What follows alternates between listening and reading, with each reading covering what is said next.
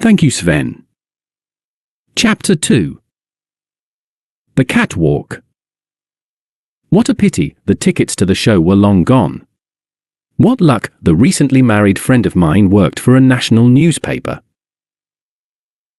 Everyone knows that IDs are only being vigorously checked by public train and bus controllers, so it was not a big issue for me to get into the Ritz lounge, brandishing my friend's press pass, with a semi-professional camera hanging on my neck and a Parker pen proudly sticking out of my breast pocket.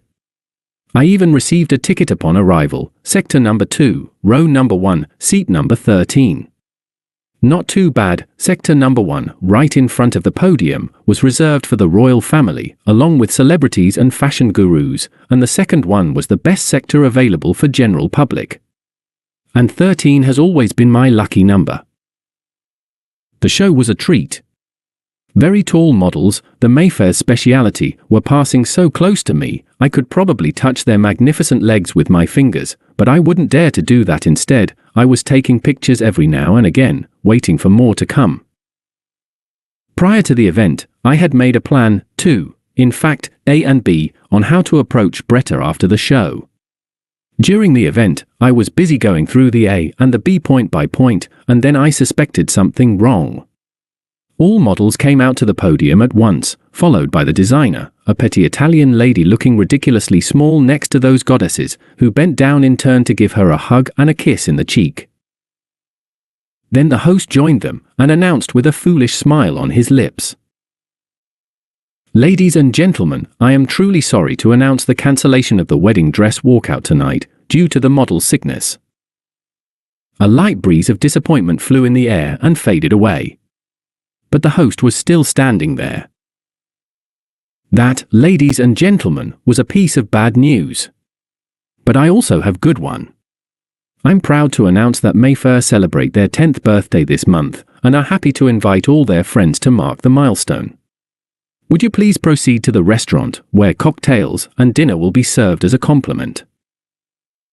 As everyone started moving towards the huge oak doors, he added, "Please, dear guests, don't discard your tickets just yet."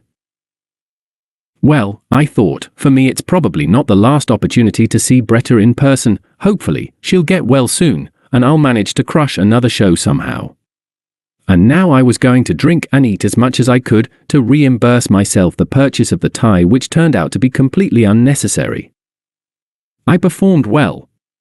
Combined, things that I consumed that night must have cost at least 10 times the price of my expensive silk tie.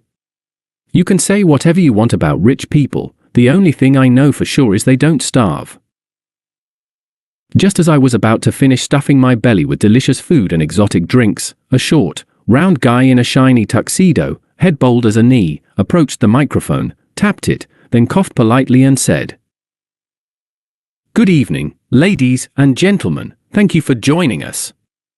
My name is whatever, I'm Mayfair's executive director, and we have quite a few reasons to celebrate tonight. First, it is the jubilee of our wonderful business. Another one, my local football team just won 2:1. The audience applauded reluctantly, and he continued, and the third reason is, our century-old rivals, the neighbor town's club has lost 1:3. What the hell is he talking about? I heard somebody's whisper, echoing my own thoughts. Hope you haven't fallen asleep just yet, whoever smiled. As a matter of fact, we have a pleasant surprise for you tonight. In a week's time our models will go to Japan for a fortnight trip, and one of you will have an unforgettable opportunity to be joining them. And Mayfair will be happy to take care of all your expenses during the journey, including the first-class return ticket. Accommodation in a luxury hotel, everything you'll eat and drink in the hotel's numerous bars and restaurants, not to mention usage of their spa, gym, pool, etc., etc. The audience immediately came back to life. Furthermore, to make your trip even more memorable, Mayfair will give you some pocket money. 5,000 sterling per person, to be precise. The already excited listeners got even more excited. Oh, have I failed to mention that all above applies to 2 people, the winner of our lottery tonight and whoever he or she will be willing to take along. He was obviously enjoying the reaction. His last words were drowned in a standing ovation. Now, would you please take a look at your tickets? Do you remember the football scores I've just given to you? It's 2:1 and 1:3. Therefore, the person whose ticket is for Sector 2, Row 1, and seat number 13 is our winner tonight. They were pulling their tickets hastily from their pockets and bags, but Elle told you 13 is my lucky number. What Elle didn't know thought is the method my friend the reporter would choose to execute me as soon as he finds out about the lottery outcome. The next chapter, Arrival.